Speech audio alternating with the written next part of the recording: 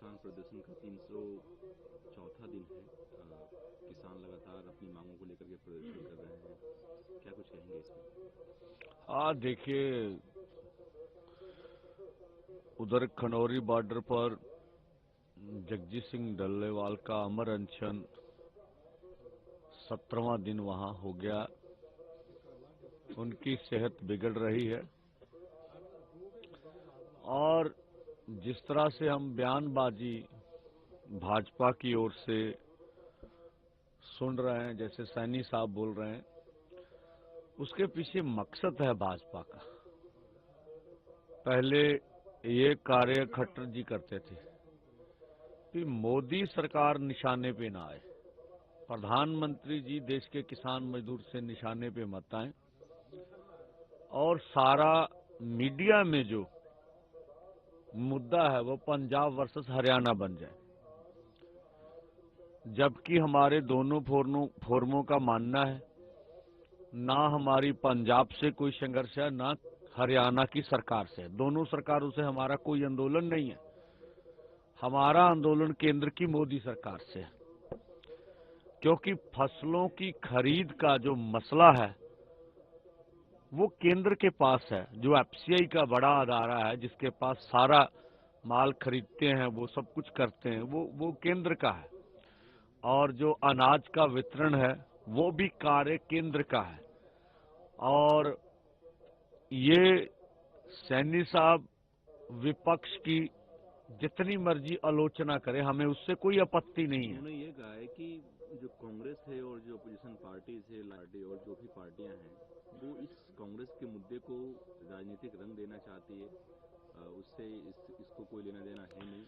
जैसे हम सभी एमएसपी पे हम फसल की खरीद कर रहे हैं हरियाणा में, सभी राज्यों को करना चाहिए, पंजाब को भी करना चाहिए, ताकि उनकी मांग पूरी हो, वो धरने से उठें। और साथ में यह भी कहा है कि मोदी सरकार ने पिछले 11 सालों से किसानों को एम्पावर्ड किया है, ऐसा कुछ भी नहीं किया है कि किसान धरने पे बैठे। हाँ, देखिए, यही हम कहते हैं अभी, वो विपक्ष को जितना मर्जी आलोचना करें सैनी साहब, हमें उससे कोई आपत्ति नहीं। हम तो मानते हैं भी आज सैनी साहब से सवाल होना चाहिए भी क्या देश में 50 से अधिक किसान और खेत मजदूर खुदकुशियां नहीं कर रहे हैं?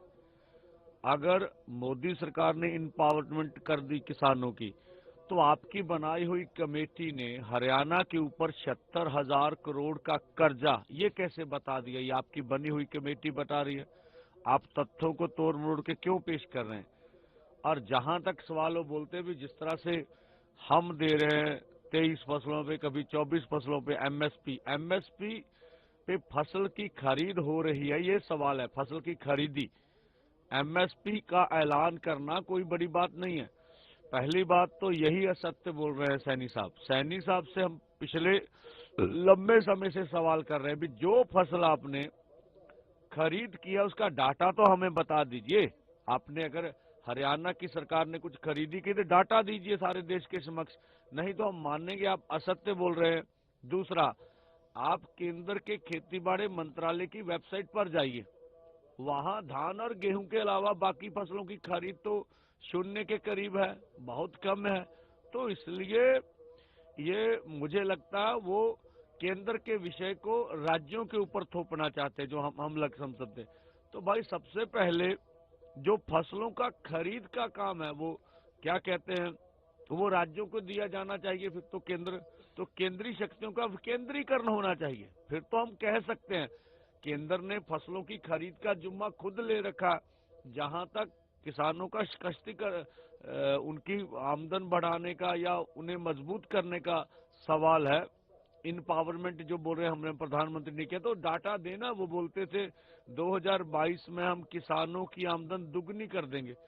तो वो किस तरह से उन्होंने इनपावरमेंट किया, उसका डाटा देश के सामने रखना चाहिए। नहीं तो हम समझेंगे ये मुद्दे से भटकाने के लिए मोदी सरकार को किसानों के निशाने से बचाने के लिए बीच में वो कहते हैं भी सैनी साहब की बलि दे दो, मोदी जी को बचा लो। पहले खट्टर साहब बलि देते थे, बदनामी लेते थे। तो ये बड़ी नीतिगत ढंग से बोल रहे हैं। ये भी कहा कि मोदी जी हरियाणा के मुख्यमंत्री जो है मैं हूँ, वो एक गरीब किसान का बेटा को बनाया है और मुझे किसानों की समस्याओं के बारे में पता है। तो कांग्रेस जो है वो ये भ्रम फैला रही है कि एमएसपी खत्म हो जाएगा, दरअसल कांग्रेस खत्म हो रही है पूरे देश। हाँ देखिए, कांग्रेस खत्म हो जाए, कोई और पार्टी खत्म हो जाए, ना खत्म हो जाए, हमारा इससे कोई लेना देना नहीं। जहां तक भारत की खेती मंडी है वो निजी हाथों में देने का भारत सरकार ने फैसला कर लिया, उसमें कांग्रेस भी शामिल है। ये विश्व व्यापार संस्था की नीति बोल रही है। तो जो WTO में समझौते किए हुए हैं उसके बारे में सैनी साहब बोले भी क्या कह रहे हैं वो, आपकी सरकार ने क्या ये मान नहीं रखा भी बड़े फार्मों की खेती करेंगे? तो इस बात में कोई दो राय नहीं है कि भारत सरकार जो हमें एमएसपी मिल रही है उसे भी खत्म करना चाहती है। पंजाब में और हरियाणा में इस बार हम सैनी साहब से पूछते हैं क्या धान तो 200-300 रुपये कम रेट में बिका, किसान धरना मुजाहरा करते रहे। और आपकी डबल इंजन वाली सरकार मध्य प्रदेश में है, वहां सोयाबीन 1200 रुपये जो एमएसपी का ऐलान किया उससे कम बिकी। वहां की सरकार ने कहा कि 40% केंद्र जो है, तो मैं कहता हूं मध्य प्रदेश की सरकार ने चिट्ठी केंद्र को क्यों लिखी अगर राज्यों का विषय है तो, कि आप 40% सोयाबीन खरीदिए, पर केंद्र ने कहा भी हम केवल 20% ही खरीद सकते हैं, तो 20% भी सोयाबीन की खरीदी नहीं। तो सैनी साहब इस बात को बताए ना भी ये क्या आपकी डबल इंजन वाली सरकार भारत सरकार को लिखती है कि आप जो है वो खरीदी करिए। और सैनी सरकार से ये सवाल होना चाहिए भी भावांतर के द्वारा जो आपको 1,00,000 करोड़ रुपए आया था वो वापस कैसे चला गया, आपने वो भी खरीदी नहीं की। तो ये मुझे लगता है सारे मसले को डीरेल करना चाह रहे हैं सैनी साहब।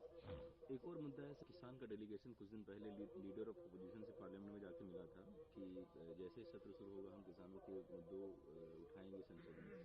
क्या आप अभी तक किसानों के मुद्दे तो उठे नहीं है संसद में? हाँ देखिए, ये आज की जब नहीं, ये पहले जब भारत सरकार नई चुनकर आई थी, जो भी सत्ता पक्ष था उन्हें तो हमने मांग पत्र दे लिए थे। हमारे दोनों फोरमों ने निर्णय किया था कि हम लोग विपक्ष के जितने भी दल हैं या जितने भी उनके एमपीज हैं उनसे उनको मांग पत्र देंगे और उनके सामने अपना मुद्दा रखेंगे। उस समय फिर सभी को, अकेले इन्हें नहीं, और भी विपक्ष के नेताओं को मिला गया। हम तो नीतीश कुमार जी से और चंद्रबाबू नायडू से मिलना चाहते थे पर उनसे समय नहीं मिल सका हमें। हाँ, ये बात सही है, हमने कहा, पहले भी कहा कि चाहे देश की संसद में सत्ता पक्ष हो विपक्ष हो, सब मिले हुए किसान मजदूर की बात कोई भी नहीं वहां कर रहा है और इसका हिसाब आने वाले समय में देश लेगा। हम आज और आपके माध्यम से पूरे देशवासियों को अपील करना चाहते हैं भी आज प्रार्थना दिवस है और जहां आपकी आस्था, जिस धर्म को भी मानते, आप इस मोर्चे की जीत के लिए एमएसपी लीगल गारंटी कानून बने, देश के किसान मजदूर की कर्ज माफी हो, अन्य 12 मांगी जाएं, उनकी प्रार्थना करिए। इसी के साथ साथ जगजीत सिंह डल्लेवाल, उनकी सेहत की प्रार्थना, और जो मोदी सरकार के जबर से शंभू बॉर्डर पर किसान जख्मी हो गए, उन जख्मियों की जितनी जल्दी हो सेहत याबी हो, उनकी अरदास कीजिए। और आज शंभू बॉर्डर पर ही 10 बजे से सुखमनी साहब के पाठ आरंभ हो जाएंगे और 12 बजे यहाँ अरदास दिवस हो जाएगा। इसी तरह पूरे पंजाब में, पूरे पंजाब के गांव में हमने पूरे पंजाबियों को अपील की है कि आप हर गुरुद्वारे में अरदास दिवस मनाएं।